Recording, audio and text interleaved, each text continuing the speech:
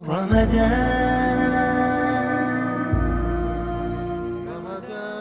الله الرحمن الرحيم الله الصمد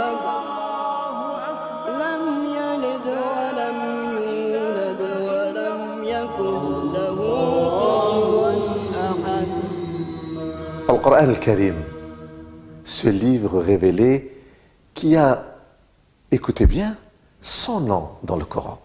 Si Dieu a 99 noms, le Coran a 100 noms. El-Mubin, El-Furqan. Il y a une infinité de significations dans ce livre.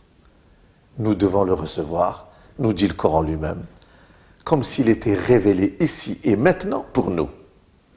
Sa signification est pour nous responsabiliser. Qui est venu faire la révélation? Nous responsabiliser, nous appeler à assumer nos responsabilités. Car l'homme, l'insan, est celui qui peut tomber dans l'oubli, l'ingratitude, l'amnésie. Le Coran vient nous mémoriser, nous rappeler, il les rappelle, dhikr. Il vient nous rappeler quel est le sens de la vie et de la mort et quelle est notre responsabilité, qu'est-ce qui est attendu de nous. Rien n'est donné d'avance. La révélation ne vient pas régler pour nous ce qui est requis, demandé à l'être humain. Elle vient nous mettre face à nos responsabilités. Elle ne vient pas ligoter l'homme, elle vient le libérer. C'est le point essentiel de la révélation. Alors, elle est à la fois le reflet du monde. Ces versets sont un entrelac, comme un tapis, où il y a cet enchevêtrement de couleurs, de sens. Les versets, les sourates, 140 chapitres, sourates, 6453 versets, dans un enchevêtrement lumineux de reflets de la nature, du cosmos et de la création. Cette voix qui nous parle vient nous parler du réel. Elle vient nous dire la vie dernière est meilleure pour toi qu'ici-bas, mais en même temps, n'oublie pas ta part en ce bas monde. Elle est la parole de l'équilibre, de la mesure, de l'harmonie. Elle vient nous appeler à comment assumer à la fois notre être de mortel, celui qui est assumé, celui qui doit assumer ce rapport à l'éternité, à l'infini, à l'au-delà du monde, mais en même temps le rapport dans la cité, dans la société. Comment est-ce qu'on doit apprendre à vivre? Elle vient nous aider à apprendre à vivre. Elle ne vient pas contredire la raison, puisque le mot raison, 45 fois est cité dans le Coran. Elle vient nous appeler à réfléchir, à observer. Elle nous demande de regarder comment est-ce que les peuples anciens ont vécu et d'en tirer les leçons. Elle nous demande de regarder comment est-ce que la nature elle-même est fondée, créée dans cette harmonie, dans cette cohérence. Et que nous avons cette place privilégiée d'assumer le fait de féconder la vie, le fait de faire fructifier et croître le monde. Elle est à la fois une direction, Huda, guidance, une direction, une orientation, Qibla, Tawjih, elle nous donne l'orientation pour que le chemin reste ouvert.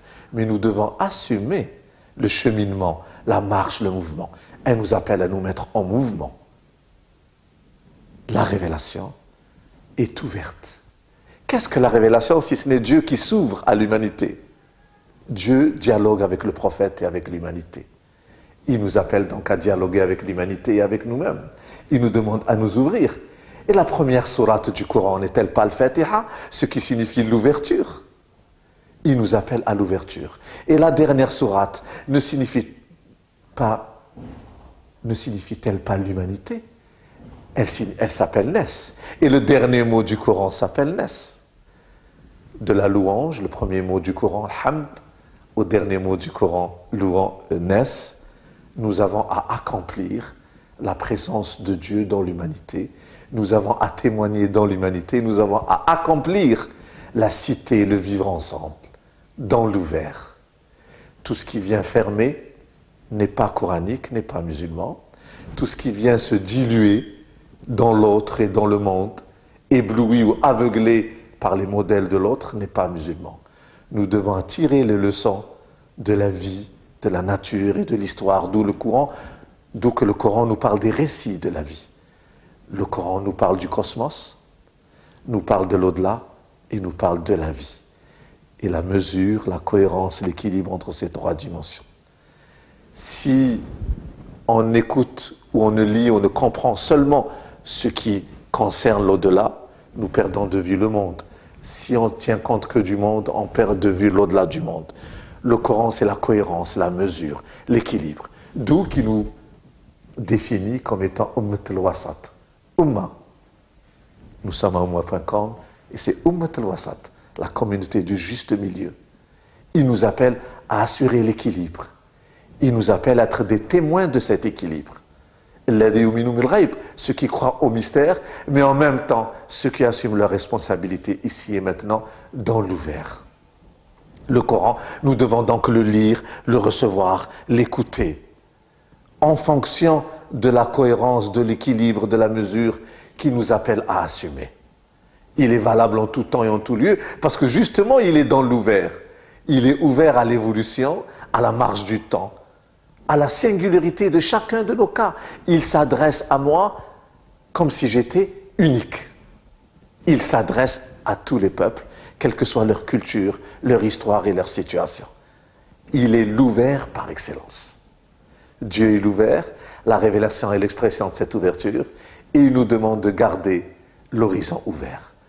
Le Coran, c'est la proclamation, le témoignage que la vie a un sens dans l'ouvert.